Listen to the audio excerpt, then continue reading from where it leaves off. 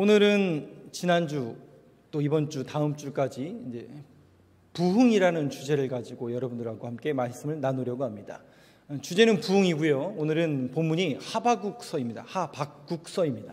죄송해요. 제가 발음이 이게 조금 좀 잘 안 되는데 어떤 분들은 하박국 이렇게 발음하는 분도 있고 저는 하박국 이렇게 자꾸 발음을 하는데 하박국이 맞죠. 하박국 선지자인데 선지자입니다. 선지자. 여러분 잘 아시는 것처럼 우리가 구약 성경에 보면 이사야, 예레미야, 또 예레미야가 에스겔, 다니엘, 호세아, 요엘, 아모스, 요나, 미가, 나훔, 하박국, 학개스가랴, 말라기까지 총 16명의 이제 구약의 선지자들이 나옵니다.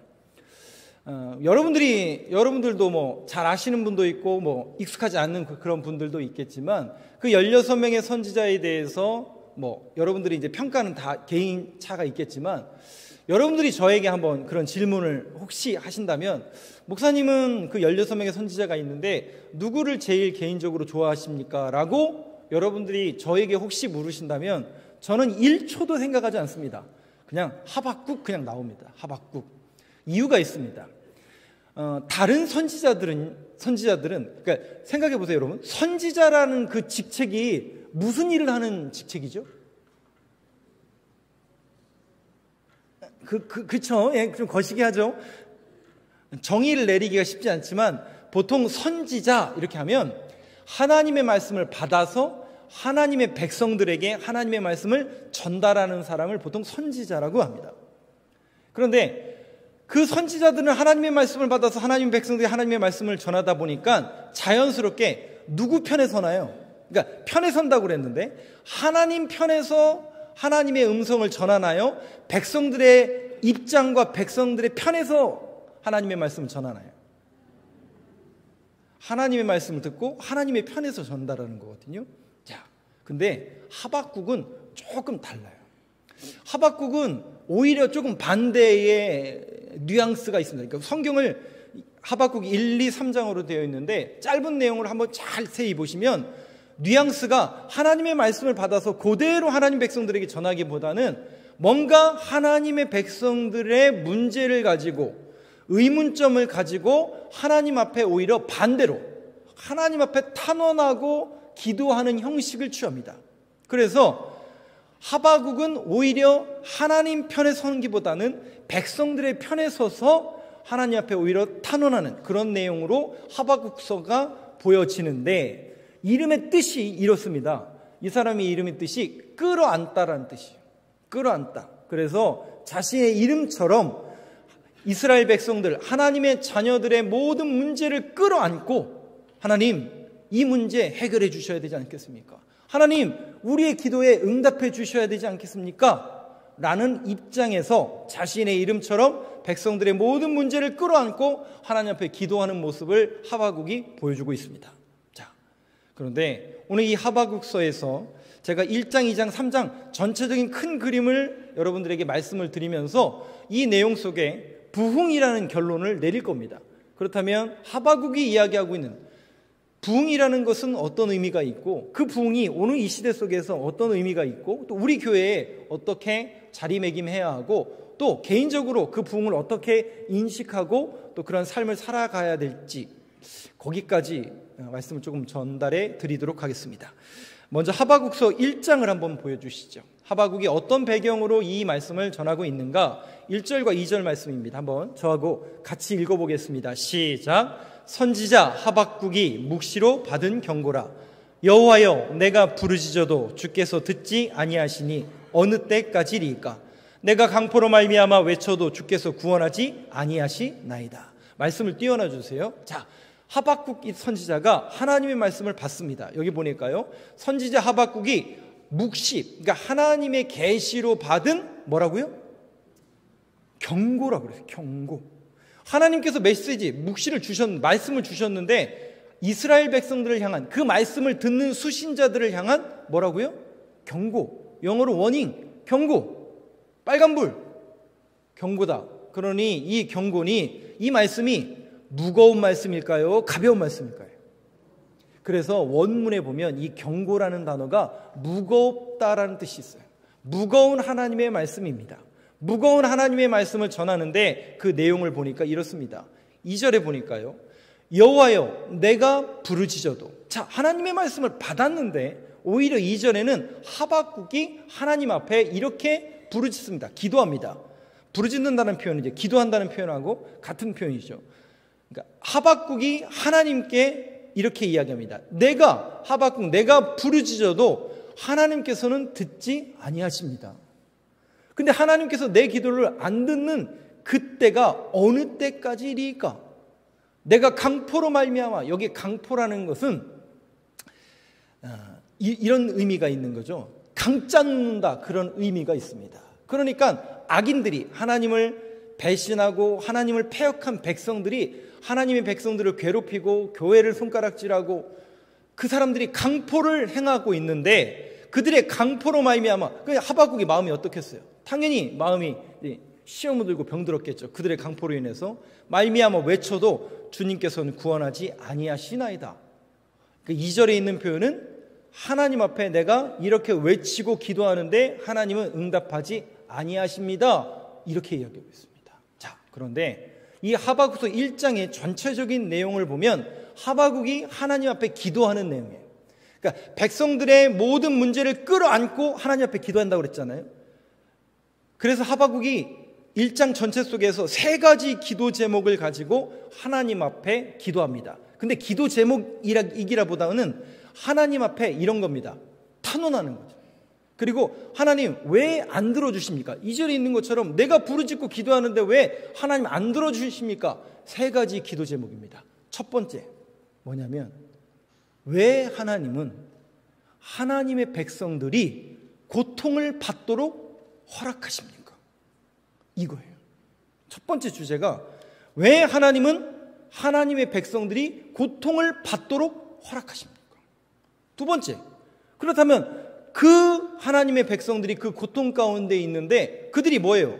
하나님 고쳐주세요, 회복시켜주세요 라고 기도하는데 응답하지 않으십니까? 첫 번째 기도 제목은 왜 하나님께서는 고통을 하나님 백성들에게 허락하시는가? 두 번째는 그 고통의 문제를 가지고 하나님 앞에 기도했는데 왜 응답하지 아니하십니까? 세 번째는 이게 제일 심각한 것 같아요. 왜 악인들은 형통합니까? 이겁니다. 자, 첫 번째, 두 번째, 세 번째, 악인들은 왜 형통합니까? 이것을 이제 제가 조금 뭐라고 할까요? 성경적에 있는 용어랑 그런 문장으로 여러분들에게 이렇게 썼지만 조금 더 여러분들에게 리얼하게 표현하면 이런 겁니다.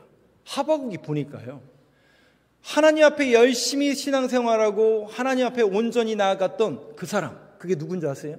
동시대 인물이었던 예레미야예요.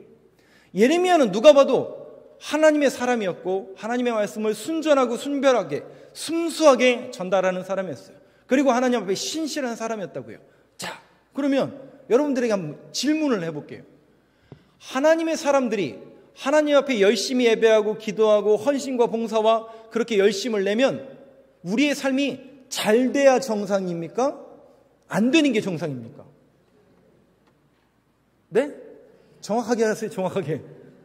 잘 돼야 돼요? 안 돼야 돼요? 여러분 그 문제에 시험 안 들어보셨어요? 제가 목회 초기에, 아니 목회 초기가 아니죠. 저도 이제 신앙으로 이제 한참 오르락 내리락 할 때에 저의 질문이 이 하박국의 질문이에요. 제가 왜 하박국을 1초도 생각하지 않고 제일 좋아하냐면 이 질문이 제 질문이었어요.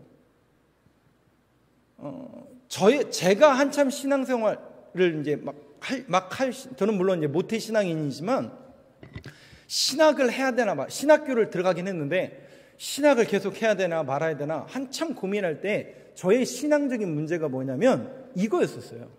왜 신앙생활을 저렇게 잘하던 사람들이 왜 세상에만 나가면 거꾸로지고 무너지는가? 그 학창시절에 누구보다도 신앙생활 잘하고 방언으로 기도하고 예언하고 은사 받아가지고 그 어린 학생들이 울고 짜고, 근데 왜 그들이 대학교로 딱 올라가자마자 세상에 딱 나가면 왜 저렇게 다 무너지고 시험 들고? 제 의구심이었어요. 도대체 신앙생활이라는 게 뭘까? 그리고 교회 안에서도 그렇게 순수하게 순결하게 아니 우리 교회 안에도 그런 분들 얼마든지 많잖아요.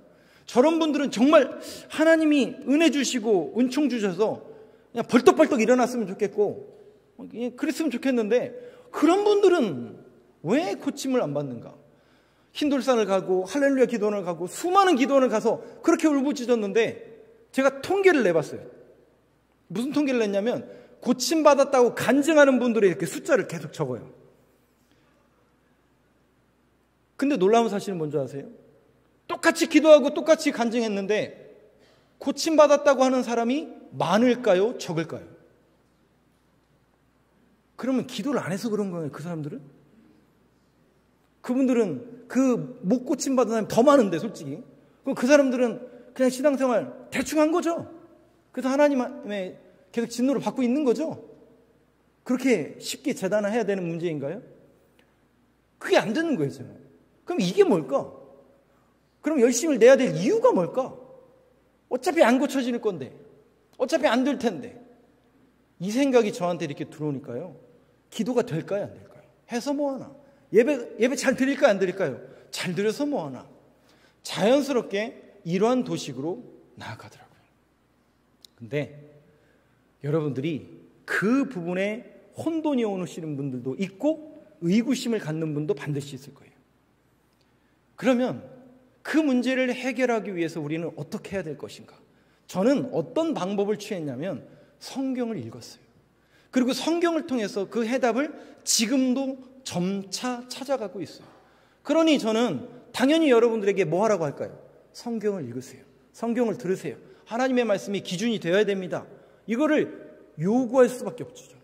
왜? 그 하나님의 말씀을 모르니까 우리가 그 신앙에 흔들리더라고요. 하나님의 말씀과 그 기초가 우리 안에 자리가 없고 감정적이고 뭔가 분위기적이고 세상 사람들의 눈치를 보는 그런 예배에 너무나 익숙한 우리의 신앙의 패턴 속에 신앙이 너무 얕아요. 믿음이 얕아요. 그래서 그 기초가 무엇일까? 아, 정말 견고한 하나님의 말씀으로 서야 되겠구나라는 그 신앙의 결론을 제가 얻었기 때문에 여러분들에게 제가 주구장창 하나님의 말씀이 중요합니다. 읽어야 됩니다. 그 말씀을 여러분들이 들어야 됩니다. 라고 강조하는 이유는 바로 여기에 있습니다.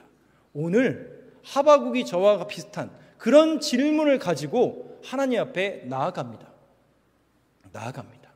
그때 이 하바국이 어떤 모습과 어떤 패턴으로 이 모든 것들을 또 이해하고 또 하나님의 말씀에 순종하는지를 한번 말씀을 통해서 조금 더 보도록 하겠습니다.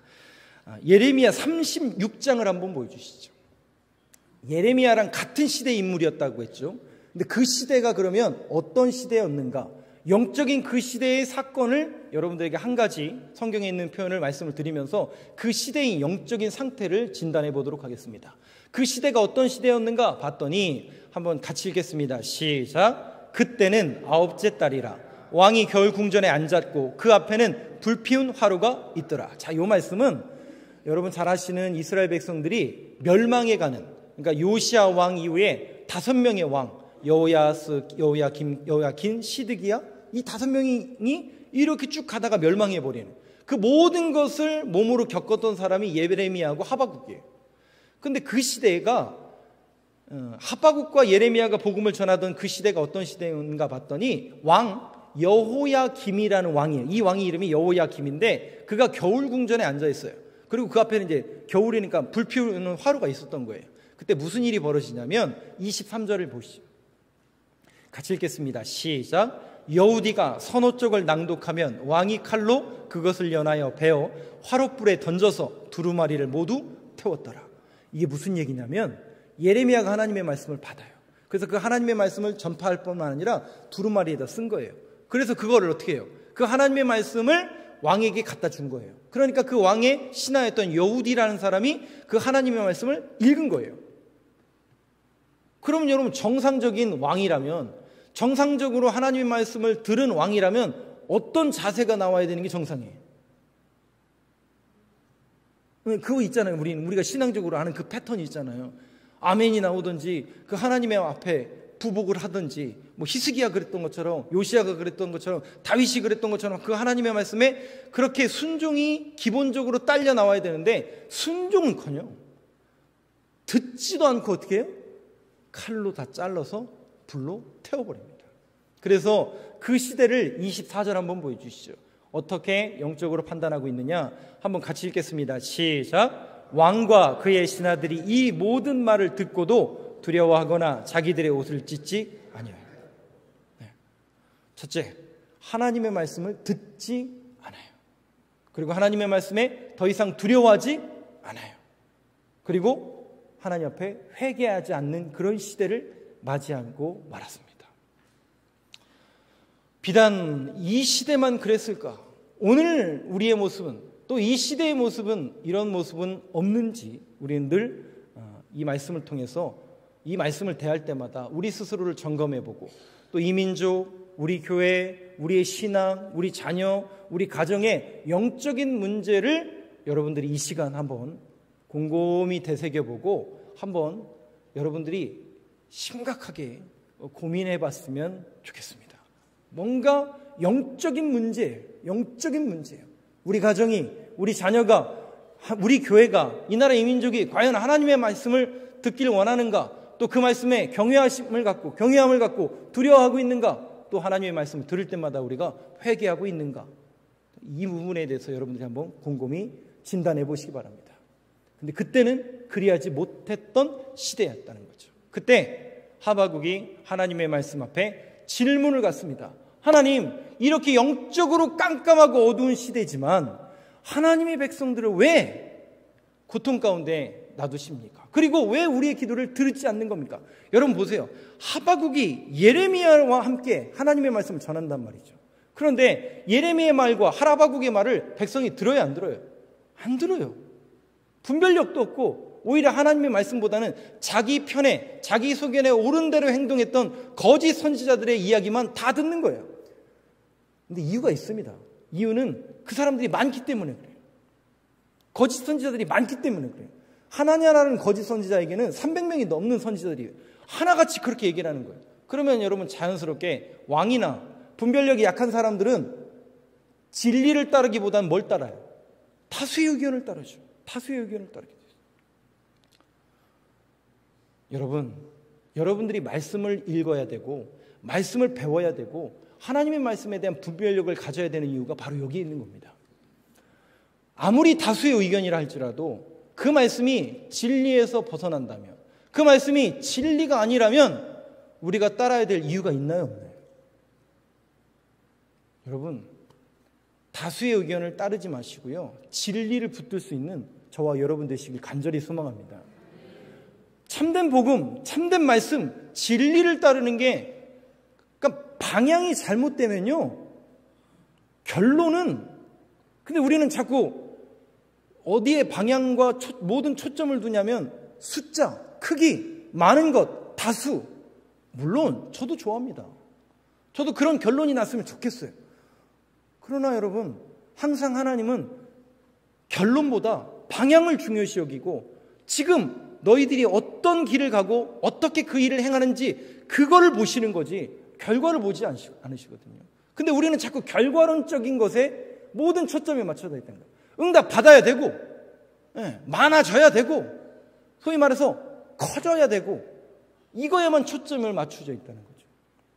그게 결론일 수도 있겠지만 여러분 성경적인 의미에서 본다면 하박국과 그럼 예레미야는 성공한 선지자인가요?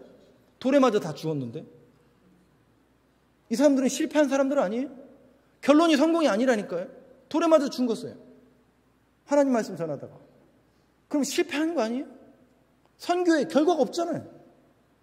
뭔가 큰 교회를 이뤘든지 뭔가 다수에게 뭐 많은 것을 주는 그런 열매가 없잖아요. 이 사람들은 그냥 하나님 말씀 전하다가 죽은 것뿐이잖아요. 그렇다고 해서 이 사람들을 우리가 실패한 선교사라고 하나요?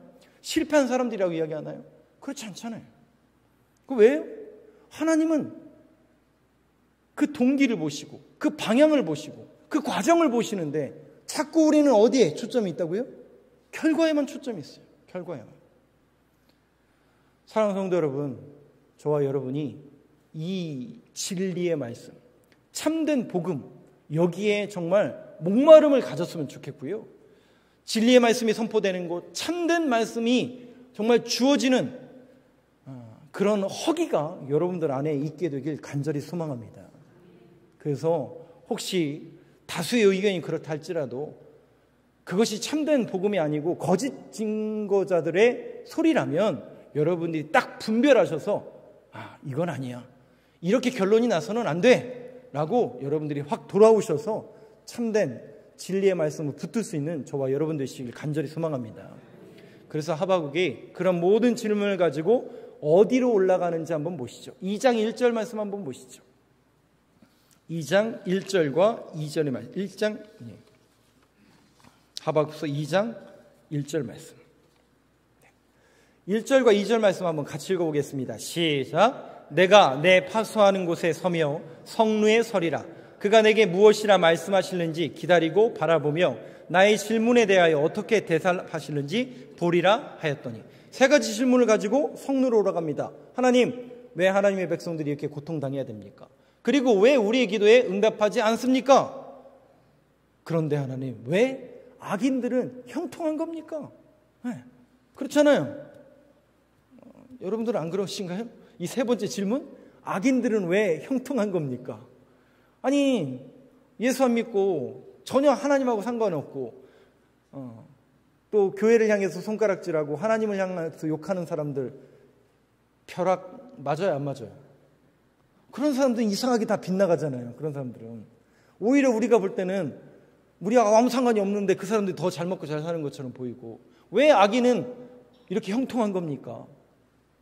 그런 질문과 의구심을 가질 수 있잖아요. 하박국이 그 질문을 가지고 하나님 앞에 올라가서 외치는 겁니다. 어디로 올라가는가 봤더니 성루로 올라갔더라. 성루라는 것은 성벽과 성벽 사이에 보면 초소 있죠, 초소.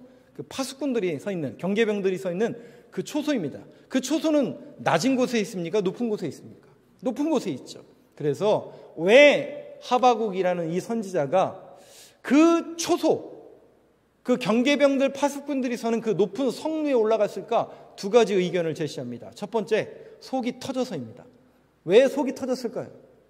하나님이 응답해 주지 않으니까요. 하나님이 응답해 주지 않으니까 속이 터지는 거예요. 하나님, 이게 뭡니까? 난 열심히 기도하고 하나님 앞에 이렇게 기도했는데 세상에 저 기도도 안 하고 열심히 안 하는 저 사람은 왜 이렇게 잘 먹고 잘 산대요? 근데 왜 나는 안 된대요? 속이 안 터지시는군요. 저만 터지는 거죠. 저가 성격이 너무 급해서 그런가요? 그래서 저처럼 성격 급한 사람들은 어떻게 해요? 내가 땅에서 기도하니까 하나님이 안 듣는구나, 저 높은 곳에서 기도해야 되겠구나 해서 불이 나게 속 터지는 마음을 가지고 꼭대기에 올라가서 하나님 앞에, 하나님, 내 목소리가 작아서 기도 소리가 안 들렸나 보네요. 내가 이 높은 곳에서 하나님 앞에 외쳐 부르짖을 테니까 잘 들어주세요 라는 마음으로 높은 곳에 올라갔을 거라고 추정하는 분들이 있습니다. 두 번째는 아마도 이분이 직업이 그 경계병이었을 것이다. 세 번째는 이 단어, 성루라는 단어가 이제 워드프레이로, 히브리어로, 동의어로 쓰이면 이런 뜻이 된답니다. 하나님과 어깨를 나란히 하다. 그러니까 하나님의 어깨에 눈높이를 가지다. 그러니까 하박국이 하나님, 내가 밑에 있어서 하나님이 내 소리 못 듣는구나 라고 하는 줄 알았는데, 성루, 하나님의 어깨 위에 앉히다. 즉 하나님과 눈높이를 같이 해서 같이 하는 그 자리에 올라갔다. 그런 의미로 성루라는 표현을 쓰고 있다라고 하는 게 맞는 것 같습니다. 아무튼 그가 하나님 앞에 탄원하며 부르짖기를 시작하는데, 그때 하나님이 어떻게 대답해 주시는가? 2절 말씀, 다음 절 한번 넘겨주시죠. 한번 같이 읽겠습니다. 시작. 여호와께서 내게 대답하여 이르시되 너는 이 묵시를 기록하여 판에 명백히 새기되 달려가면서도 읽을 수 있게 하라. 여러분 문장을 잘 보세요. 하나님께서 어떻게 하신다고요? 야, 네 기도 나 알아. 근데 내가 정확하게 이제 네가 탄원하고 기도하는 것, 네가 속이 터져하는 그 문제에 대한 답을 줄게. 그 문제가 뭐였어요? 왜 백성들이 고통당하고 기도에 응답하지 않고 악인들은 형통한가? 이 질문을 가지고 하나님 앞에 나아갔더니 하나님께서 대답해 주셔요. 근데 놀라운 대답이에요. 한 문장이에요. 제가 없어요, 여기. 혹시 기억나세요, 여러분? 하나님이 하신 말씀 딱 한 문장인데, 오직 의인은 믿음으로 말미암아 살리라. 이 한 문장이에요. 그럼 여러분 생각해 보세요. 질문이 뭐였다고요? 그거에 대한 답이 돼요, 안 돼요? 오직 의인은 믿음으로 말미암아 살리라. 이게 답이 될까? 근데 여러분 3장으로 한번 넘어가 보시죠. 3장으로 넘어가면 이 하박국이 어떻게 변해 있는가? 3장 1절 한번 같이 읽겠습니다. 시작. 시기온옷에 맞춘 선지자 하박국의 기도라. 여기 시기온옷이라고 했는데 이것은 하나의 박자이고 템포였던 것 같아요. 그러니까 뭐 몇인지 숫자로 뭐 몇인지는 모르지만 아무튼 박자이고 템포였던 것 같아요. 그러면서 3장 2절부터 여러분들 잘 아시는 그 노래가 쭉 펼쳐집니다. 그래서 19절 한번 보여주시죠.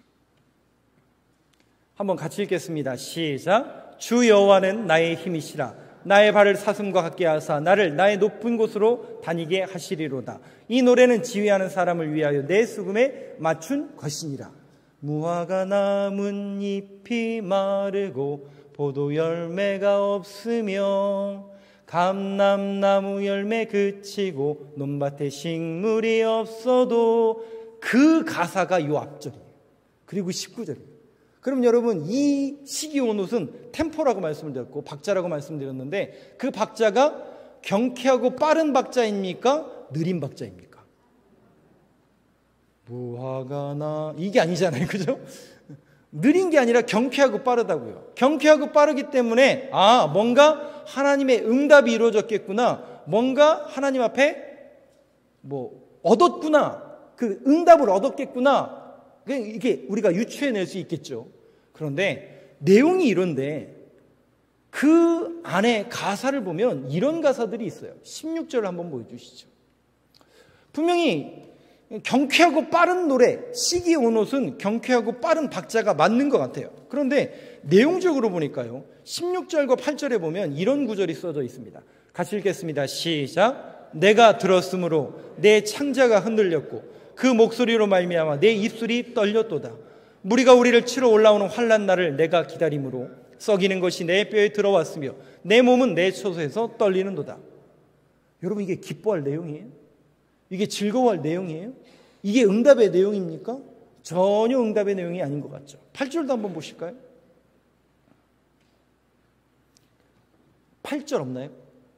없으면 할 수 없죠.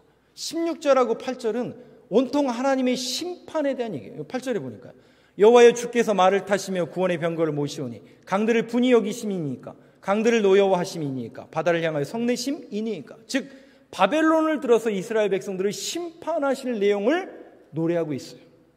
그러면 여러분 생각해 보세요. 그냥 상식적으로 지금 이 하박국이 노래한 이 내용은 뭐냐면 이스라엘 백성들이 바벨론에게 멸망당하는 내용이에요. 나라가 망하는구나. 잘 됐구나. 결국 하나님의 심판을 초래하더니 잘 망하는구나. 이런 내용인가요? 이런 내용으로 비춰주시나요? 그러면 이 하박국이 도대체 하나님의 음성을 들었는데 오직 의인은 믿음으로 말미암아 살리라. 이 내용과 하박국이 본 것은 어떤 의미가 있을까? 그러면 도대체 하박국은 뭘 봤기 때문에 오직 의인은 믿음으로 말미암아 살리라. 이 말씀에 그가 감탄하고 다시 한번 하나님의 말씀을 붙들게 되었을까? 그의 모든 근원과 기도의 제목이 해결이 됐을까? 3장 2절 말씀, 오늘 본문입니다. 그가 본 거예요. 하나님의 음성을 듣고 그 성루에서 하나님께서 보여주신 뭔가를 그가 본 거예요. 그게 뭘까? 3장 2절을 여러분 한번 저하고 같이 읽어보도록 하겠습니다. 한번 이 문장을 유념해서 여러분들이 한번 읽으시면 좋을 것 같습니다. 한번 같이 읽겠습니다. 시작. 여호와여 내가 주께 대한 소문을 듣고 놀랐나이다. 여호와여 주는 주의 일을 이 수년 내에 부응하게 하옵소서. 이 수년 내에 나타내시옵소서. 진노 중에라도 긍휼을 잊지 마옵소서. 여기 부흥이라는 단어를 썼어요.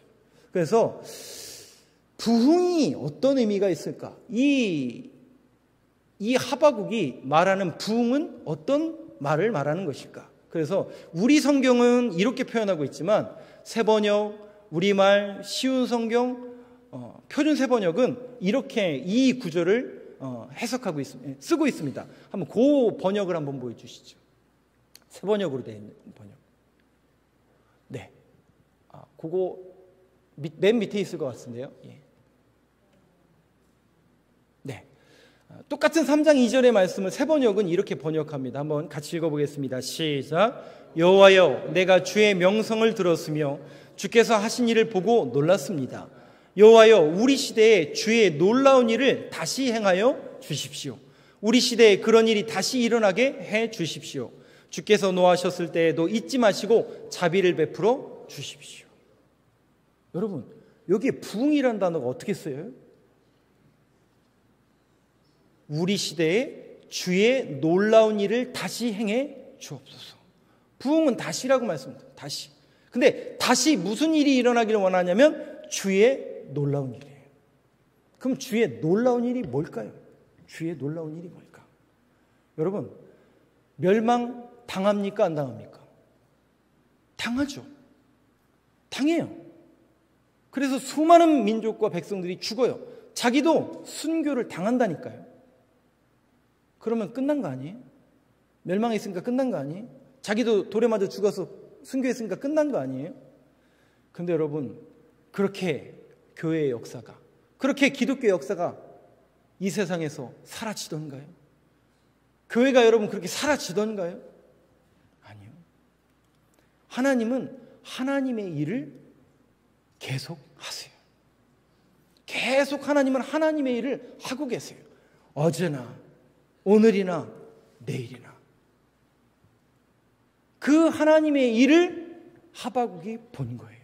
아하, 하나님은 계속해서 하나님의 일을 하고 계시구나.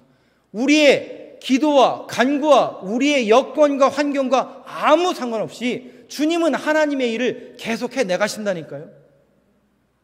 근데요, 죄송하지만 자꾸 우리는 어떤 식으로 이해를 하냐면 자꾸 내 삶에 하나님을 끌어당겨요.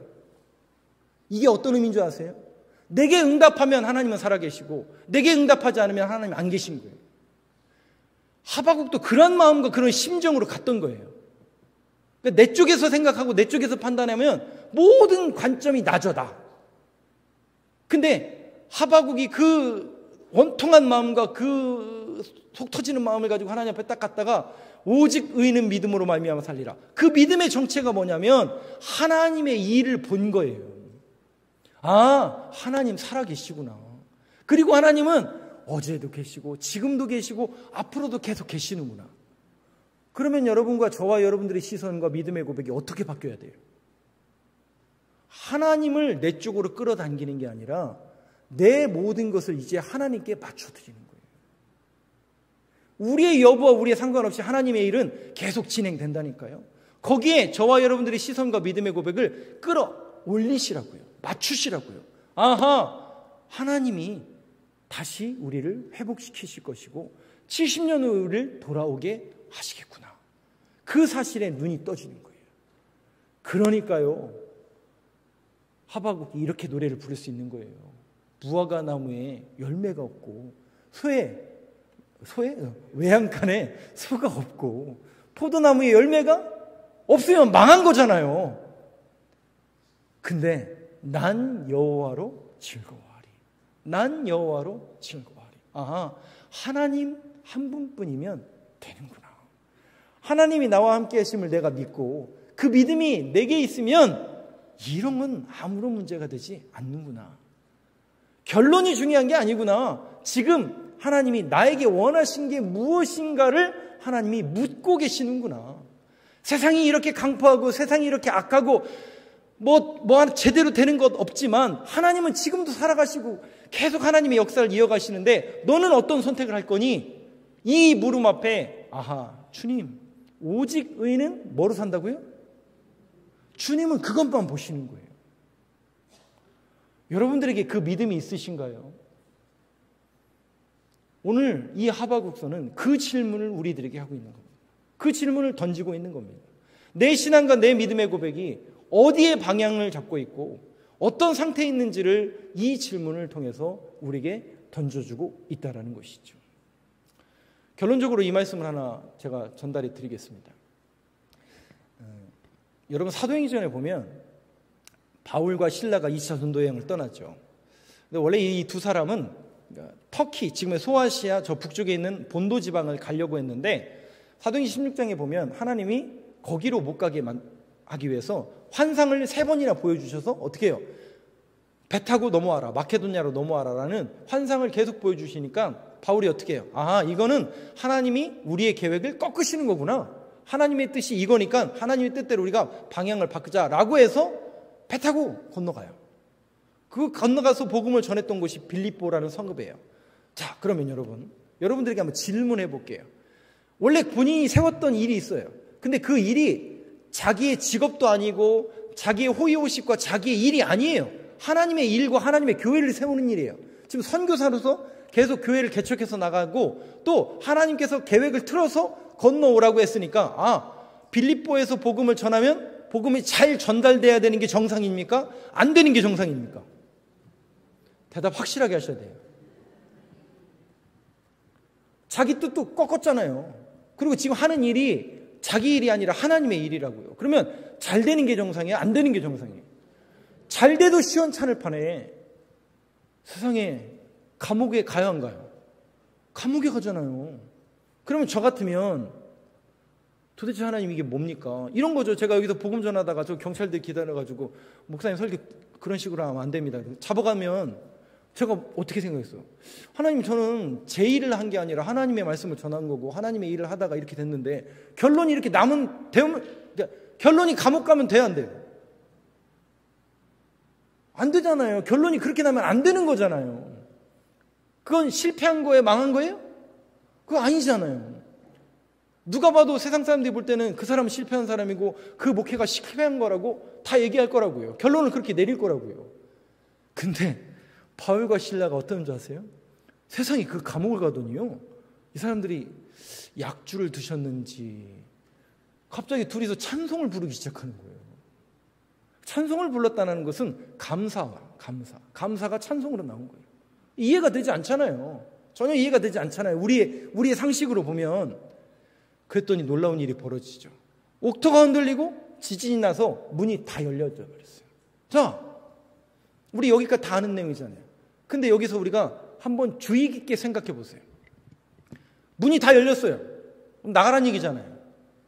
근데 여러분, 바울과 실라가 바로 나가던가요? 뭔가 한 가지 일을 하고 나가던가요? 바로 나가지 않아요. 바로 나가지 않아요. 결론은 하나님의 기적이 일어났어요. 기적이 일어나는 거잖아요. 근데 그 기적에 사도 바울과 실라가 바로 반응하지 않고 한 가지 일을 해요. 그게 뭐냐면 간수를 회심시킵니다. 그러면 그 얘기는 뭐예요? 기다렸다는 얘기예요. 뭘요?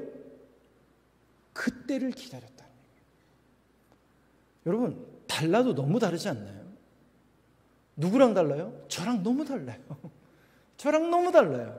저 같았으면 원망하고 불평하고, 주여 이게 무슨 일입니까? 하박국처럼 이게 이런 결론이 나오면 안 되지 않습니까? 하나님, 내가 제 일을 하는 것도 아니고 하나님 일 하다가 제가 왜 갇혀야 됩니까? 왜 핍박을 받아야 됩니까? 원통하고 분통하고 속이 터져서 하나님 앞에 제 씨가 다 말랐을 텐데, 바울과 실라는 그렇게 하지 않아요. 오히려 하나님 앞에 감사하더라고요. 그리고 그 놀라운 일이 일어났음에도 불구하고 바로 가지 않아요. 여러분 보세요. 결론이 중요하다고요? 중요합니다만 하나님이 보시는 건 항상 과정입니다.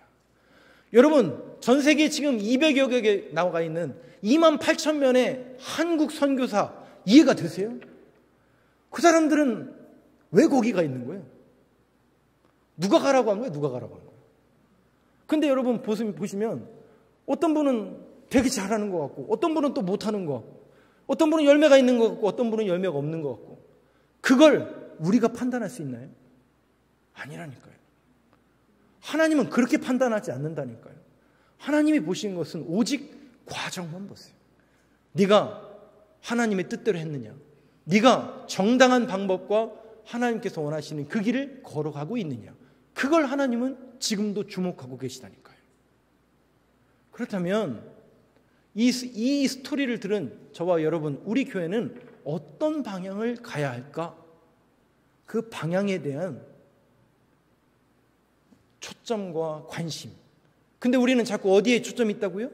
많아지는 것, 커지는 것, 소위 말해서 부흥하는 것, 여기에만 초점이 있는데, 여러분, 그 부흥도 부흥일 수 있고 그것도 하나님이 원하시는 것일 수 있을지 모르지만 하나님이 원하시는 최고의 우선순위는 방향과 계획과 그 과정을 항상 하나님이 보신다, 주목하신다는 데에 초점을 여러분들이 늘 갖게 되길 간절히 소망합니다. 그래서 그 길을 걸어가다 보면 좁고 협착하고 비바람 맞고 욕먹고 넌 왜 이렇게 못하냐, 이것도 못하냐, 저것도 못하냐, 이런 소리 들을 수 있어요, 없어요? 반드시 듣죠. 그러나 여러분, 방향이 올바르다면, 그것이 진리의 길이라면 당당히 선택하고 그 길만을 걸어갈 수 있는 그러한 말씀에 대한 허기, 그러한 부흥이 다시 한번 우리 교회와 저와 여러분들의 심령과 우리 가정과 이 땅 위에 하나님께서 원하시는 참된 부흥이 일어나는 우리 교회 또 저와 여러분들의 모든 삶의 걸음걸음, 특별히 여름 사경회가 그 시초가 되고 단초가 되길 간절히 소망합니다. 기도하겠습니다.